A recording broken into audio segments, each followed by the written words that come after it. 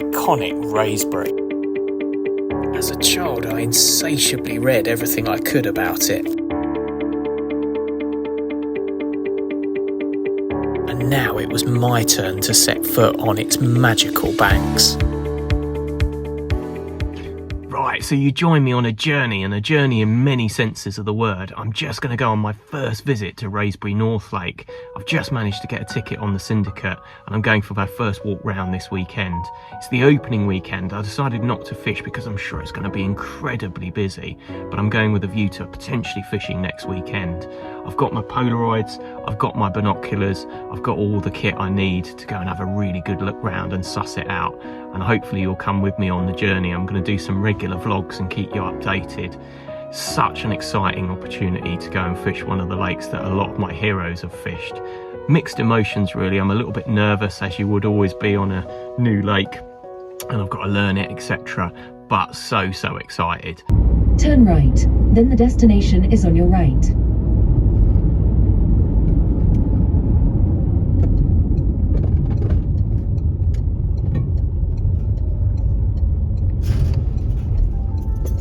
Arrived.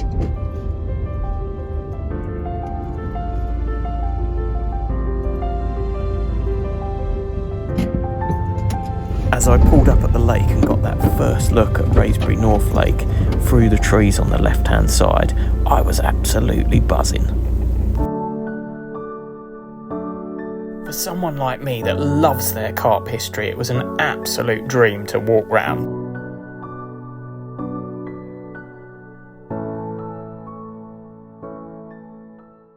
No Wraysbury film would be complete without a shot of the famous Dredger Bay from the south side.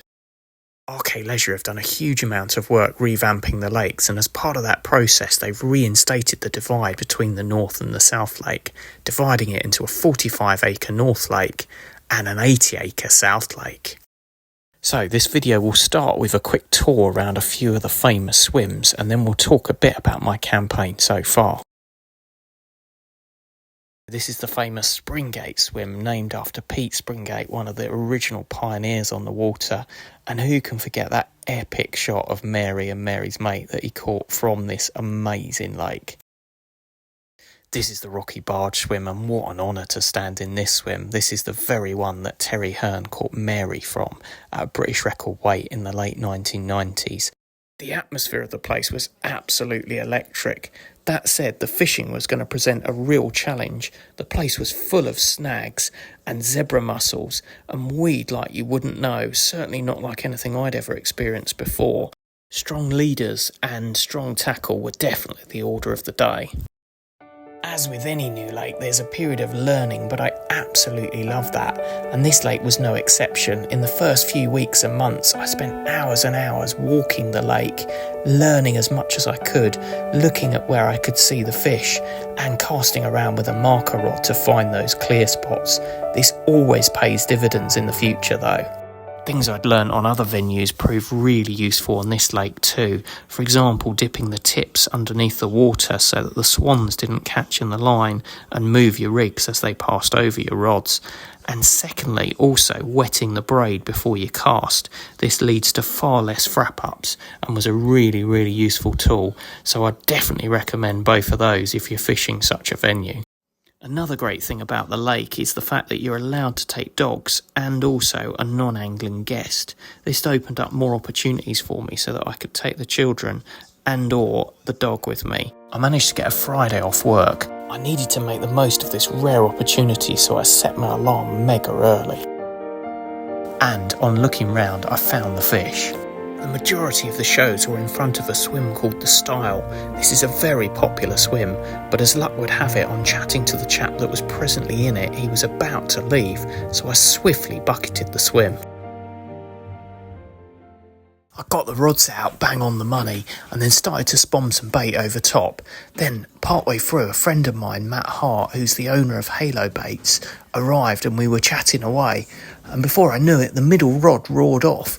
This was the only rod that I put some bait over, around 5 spoms of Halo Baits nuts, chopped and crumbed, as well as whole baits with the nuts liquid had gone in. The one more cast rig components did their job beautifully as always, and the fish was safely landed from very weedy conditions. I was incredibly chuffed to be off the mark and a lovely fish to boot, but not just that, it was a Wraysbury carp. This meant more than anything. So here we have a £32 12-ounce mirror from Wraysbury North Lake, my first fish from the lake, and a 30 to boot, so I'm absolutely chuffed and buzzing with that. Pineapple and boot trick pop-up halved with a nuts bottom bait, doing the job. One of my favourite combos, love it. Let's get her back, see if we can get another one. This venue ticks all the boxes for me and has really got under my skin. It's got a bit of everything.